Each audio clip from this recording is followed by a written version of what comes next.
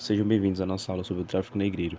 Vamos explorar esse capítulo marcante na história que teve consequências devastadoras para a África e as Américas, e cujo legado ainda impacta nas sociedades até hoje. O tráfico negreiro começou no século XV com grandes potências europeias colonizando as Américas.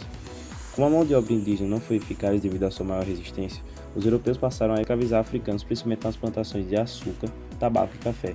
Países como Portugal, Inglaterra, França e Espanha lideraram nessa exploração. As rotas do tráfico negreiro, tráfico de escravos, se consolidaram no chamado Triângulo Transatlântico, no qual navios partiram da Europa carregados de mercadorias. Essas mercadorias eram armas, tecidos e bebidas, que eram levados para a África. Chegando lá, os produtos eram trocados por escravos africanos que eram embarcados em navios negreiros, como eram chamados esses navios, e levados para as Américas. Após descarregar os escravos, os navios voltavam para a Europa com produtos das colônias. Os navios negreiros eram superlotados e com condições extremas de transporte. Os escravos enfrentavam viagens de até 3 meses em porões imundos, amontoados e com pouca ventilação. A passagem do meio, como era conhecida a travessia atlântica, era marcada por doenças, fomes e mortes em massa. E os destinos mais comuns nas Américas, como Bahia e Rio de Janeiro no Brasil ou o Caribe.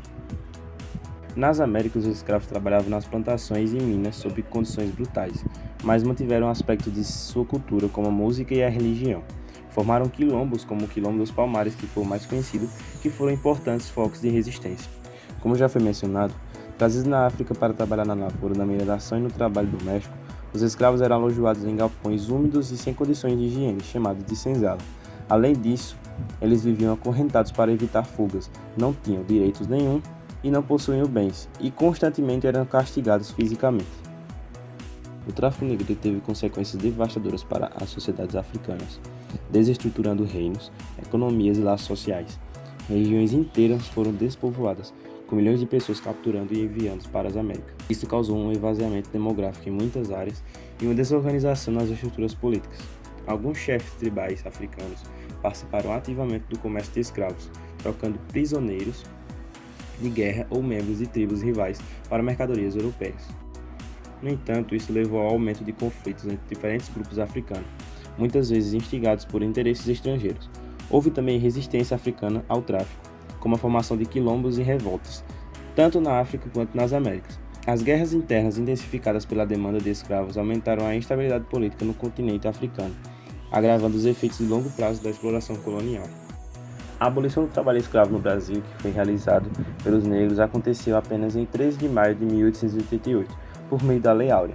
A abolição da escravidão no Brasil mobilizou milhares de pessoas que até festejaram no Rio de Janeiro.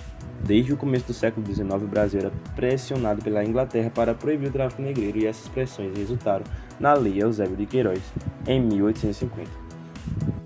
Com a proibição do tráfico em 1850, o processo de abolição até foi realizado pela maneira lenta e gradual. As leis abolicionistas foram Lei do Ventre Livre, Lei de 1871 e Lei dos Sexagenários de 1885. O movimento abolicionista ganhou força a partir da década de 1870 e parte considerável da sociedade brasileira aderiu à causa. Vale ressaltar que o Brasil foi o último país da América a abolir o trabalho escravo. A influência africana no Brasil ocorre através de diversos aspectos hoje comuns à nossa cultura, tais como língua, culinária e as danças, as músicas e algumas religiões também, e demais costumes de diversos grupos vindos do continente africano. A maior das sequelas que ainda perpetua na sociedade é o preconceito étnico, pautado na discriminação e na violência. Este legado deixado pela escravidão surte efeitos nas mais diversas áreas da sociedade,